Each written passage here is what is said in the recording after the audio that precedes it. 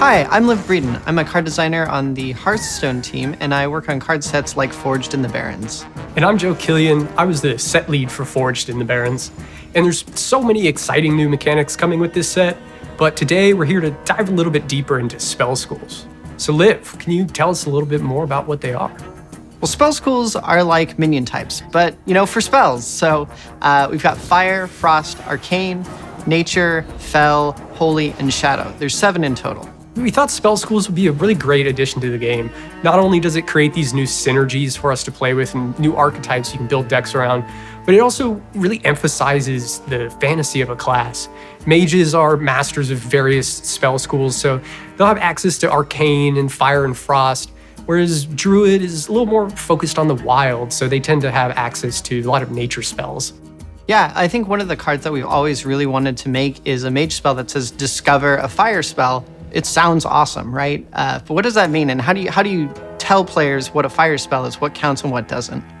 Yeah, that's something we spent a lot of time really focusing on with spell schools, was how do we make them very recognizable at a glance? When you pull up a fire spell, the art should have flames or explosions in it, and the name should have something like flaming or blazing or maybe just fire in it. And we'll be tagging spells throughout the game with these new spell schools.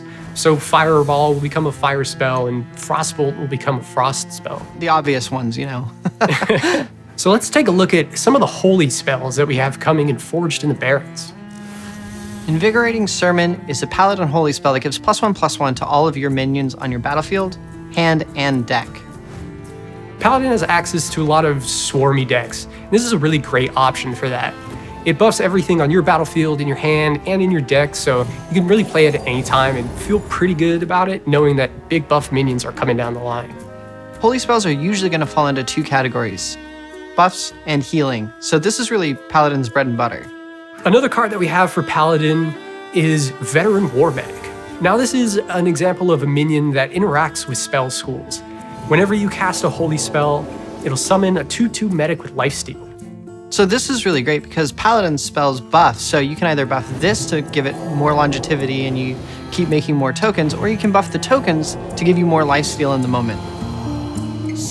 More buff targets for Paladin is always a great thing.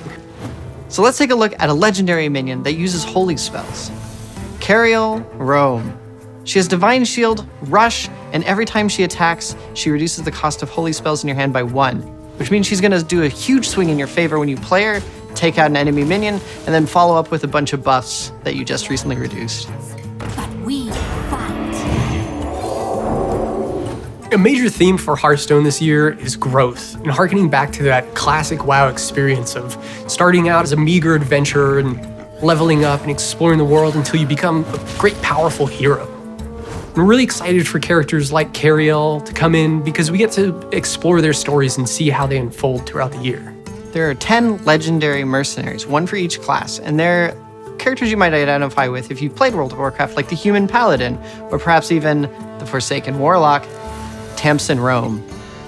Now, Tamsin is a master of shadow magic, and because of that, whenever she's on the board and you play a shadow spell that costs 1 or more, she adds a copy of it to your hand that costs 0. And a lot of shadow spells are bigger damage or removal spells, so this allows you to remove a big, scary enemy threat and then do it again for free.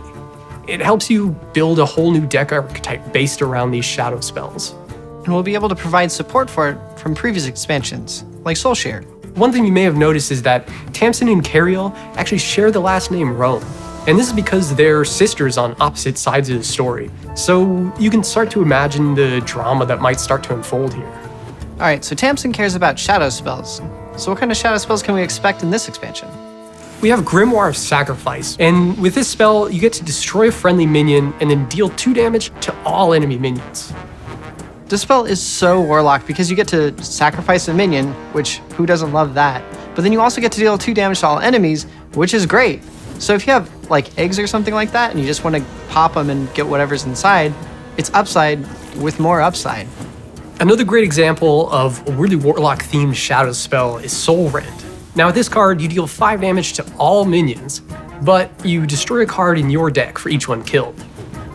Warlocks are all about sacrificing for greater power. So while this is a really big board clear, losing 7 cards out of your deck can be kind of a steep price. But maybe there's cards in the future that can take advantage of that. Thanks everyone for joining us. Spell schools are here to stay. Not only are we going to be tagging old spells throughout the game, but we'll also continue to explore this mechanic in future expansions this year and beyond. We can't wait for you to get your hands on these cards and discover your favorite spell school.